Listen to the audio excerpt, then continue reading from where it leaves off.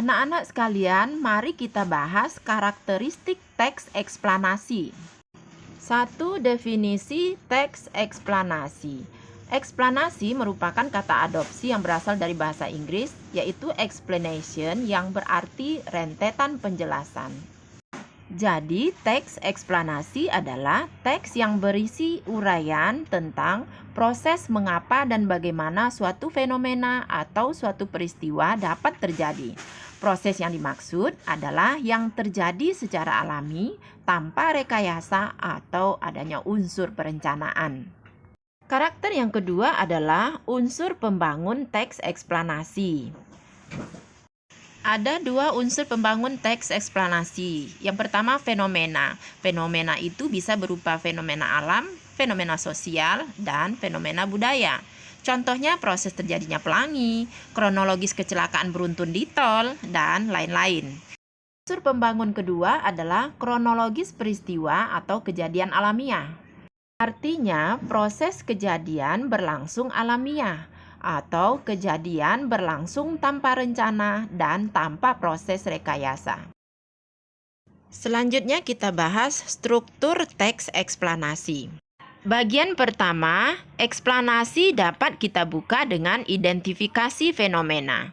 Bagian kedua, rangkaian kejadian, bisa berisi kausalitas dan kronologis. Selanjutnya, bagian ketiga adalah ulasan.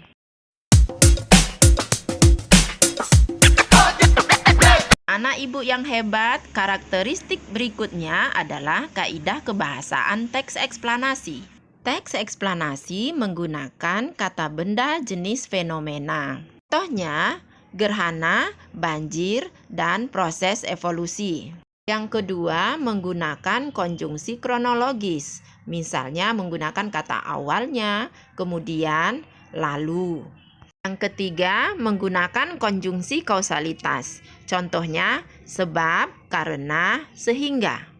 Dan yang keempat, menggunakan kata teknis. Contohnya, ekosistem, fotosintesis, dan ekologi.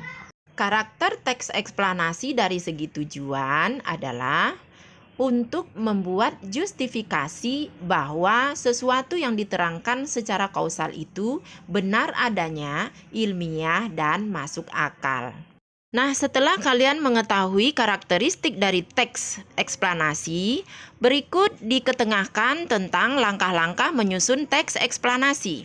Langkah pertama, menentukan topik yang menarik. Pilih fenomena alam atau fenomena sosial, budaya yang ingin disajikan. Misalnya, proses terjadinya pasang surut air laut. Yang kedua, membuat kerangka teks. Rancang teks sesuai dengan struktur teks eksplanasi yang dipelajari. Langkah ketiga, mengumpulkan referensi. Lakukan pengamatan pustaka atau uji coba lapangan, lalu cantumkan data-data dan fakta-fakta yang dikumpulkan pada bagian penggambaran rangkaian kejadian. Langkah keempat, mengembangkan teks. Kembangkan kerangka karangan yang dirancang hingga menjadi teks eksplanasi yang utuh. Dan langkah yang kelima adalah menyunting teks. Periksa dan baca ulang teks yang telah dikembangkan. Sunting atau perbaiki jika terjadi kesalahan.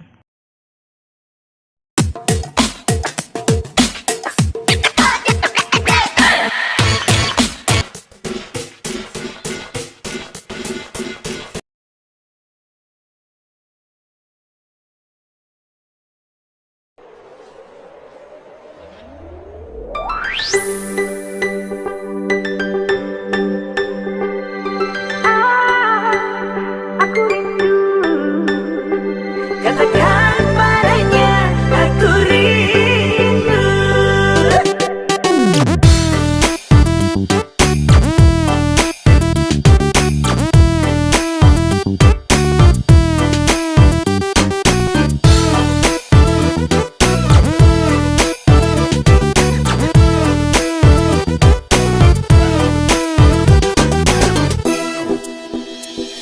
Sebelum aku tahu akan artinya cinta, terlena ku dibawanya ke sana.